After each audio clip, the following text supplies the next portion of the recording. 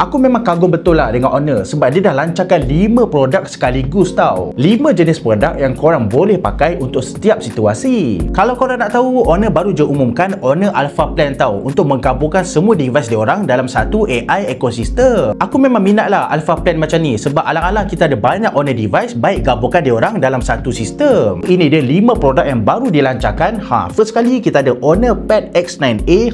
Cuba tengok tu. Tablet ni memang betul-betul affordable tapi dia ada spek yang memang mengagumkan, lagi-lagi kalau korang nak layan entertainment. Untuk tablet ni aku dah review dah, so korang boleh tengok video aku yang sebelum ni. Lepas tu kita ada tablet Honor Pad V9. Yang ni memang up sikit, dia punya bateri besar, dia punya screen pun besar juga. Tablet macam ni memang sesuai lah untuk golongan profesional ataupun student university. Sebab apa aku cakap macam tu? Sebab dekat dalam ni ada macam-macam feature AI yang membantu untuk productivity. Contohnya dekat dalam ni ada AI meeting translation tau, untuk korang translate waktu communicate dengan orang yang berlainan bahasa. Lepas tu ada AI Smart Summary untuk bantu korang tulis nota waktu meeting ataupun waktu kuliah. Lagi satu, dia ada AI Voice Print Noise Reduction untuk bagi korang call yang lebih jelas tanpa bunyi bising dekat sekeliling. Lepas tu yang bagusnya, tablet ni datang dengan keyboard tau, dan dia punya keyboard ni siap ada touchpad lagi macam laptop. Bukan tu je tau, dia siap ada pen lagi untuk korang buat kerja-kerja kreatif, contohnya macam melukis ataupun menulis. Yang bestnya, korang tak payah charge pakai USB Type-C sebab dia boleh charge pakai magnet je tau. Lepas tu dia punya screen pun besar.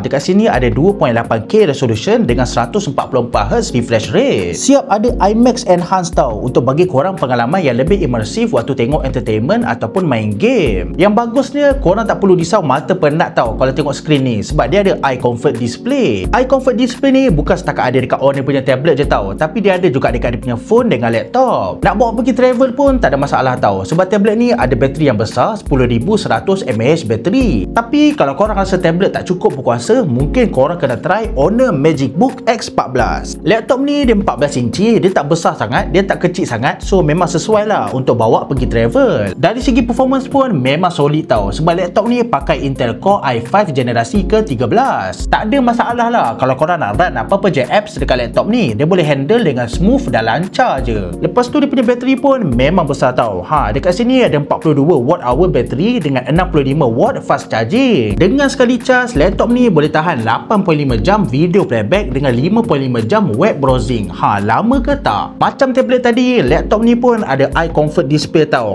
Dekat sini ada TUV Raylan certification untuk low blue light dengan flicker free display. Lepas tu yang bagusnya, laptop ni bukan setakat slim dengan ringan tau, tapi dia tahan lasak juga. Kalau korang nak tahu, Honor dah buat macam-macam jenis durability test tau dekat laptop ni, dan lepas dah buat semua test tu, laptop ni masih functional. Lepas tu kalau dah habis kerja nak pergi bersenam kan, kita ada Honor Watch 5. So far aku memang puas hati lah dengan jam ni sebab aku dah pakai pergi workout dan dia memang betul-betul responsif. Lepas tu dia punya bateri pun tahan lama tau. Dekat sini ada 480 mAh bateri yang boleh tahan sampai 15 hari. Ada macam-macam tau benda yang kita boleh monitor pakai jam ni, contohnya macam heart rate, sleep, oxygen, stress dan macam-macam lagi. Yang bagusnya, GPS dekat sini memang betul-betul accurate tau, so kalau korang nak buat sukan jarak jauh pun dia still boleh track dengan tepat. Waktu aku jogging, aku bukan setakat pakai jam ni je tau, tapi aku pakai juga Honor Earbuds Open yang terbaru ni. Earbuds style open macam ni memang best lah kalau korang nak pakai waktu workout sebab dia selesa dan susah nak jatuh. Yang bagusnya, kalau korang travel, korang boleh pakai earbuds ni untuk berkomunikasi dengan orang yang berlainan bahasa. So itu dia guys, all scenario produk daripada Honor, dan apa pendapat korang tentang semua produk ni? Pada pendapat aku, semua produk ni ada kegunaan dia yang tersendiri tau, bergantung kepada setiap individu. So dalam banyak-banyak produk ni,